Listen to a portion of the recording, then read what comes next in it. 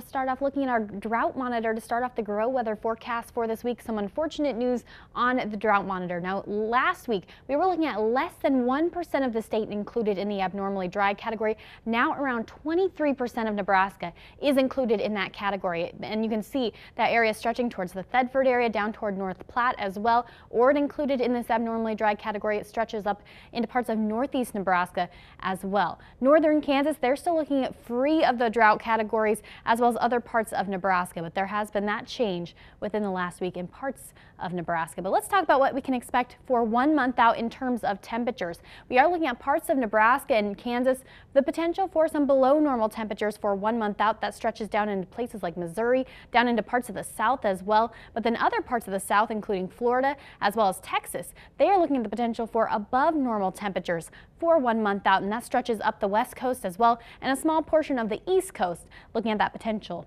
And anywhere not shaded, looking at equal chances for 1 month out. Looking a little farther out, we're looking at equal chances for Nebraska and most of Kansas for 3 months out. But as you can see, a large area of the U.S. included in that potential for above normal temperatures for 3 months out. Here's a look at our precipitation outlook for 1 month. Parts of Nebraska looking at the potential for 1 month out for some above normal precipitation. Parts of Kansas also looking at that potential. That stretches off to the East Coast as well, and we're looking at that stretching up into parts of the northern U.S. But as you head off towards the West Coast, they're looking at the potential for some below normal precipitation for 1 month out, and we're looking at equal chances across other parts of the northern plains. For 3 months out, all of Nebraska, all of Kansas looking at possibility for above normal precipitation for 3 months out. That stretches to the north of us as well, and then down into the south in parts of Texas. They are looking at that potential as well, but anywhere not shaded, looking at equal chances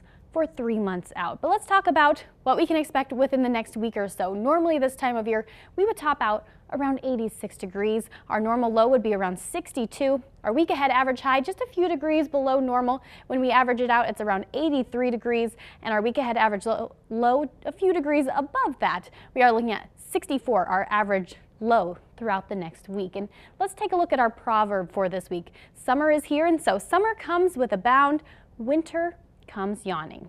Well, that's a check of your Grow weather forecast for this week. Stay with us. We'll have more of Grow coming up.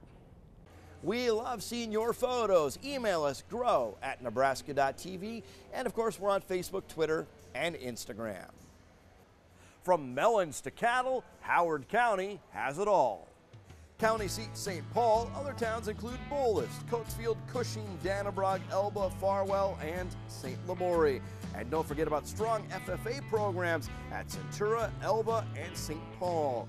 The Census of Agriculture shows 682 farms, 312,000 acres, $246 million in crops and livestock sold every year in Howard County.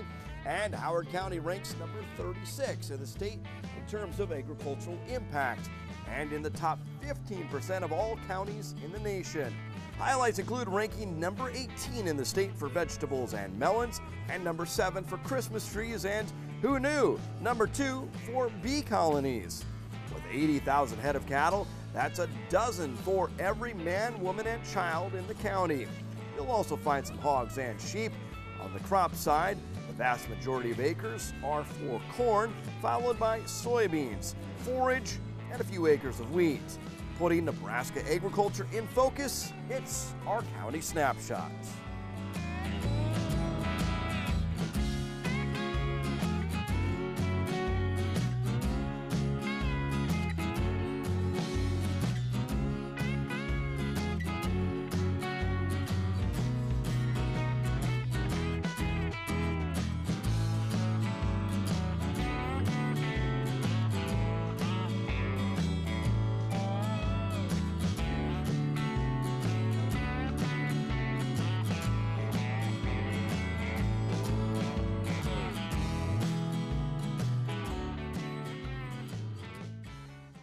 Still to come, the white cattle get their chance to shine. More on the Charlotte Junior Nationals next.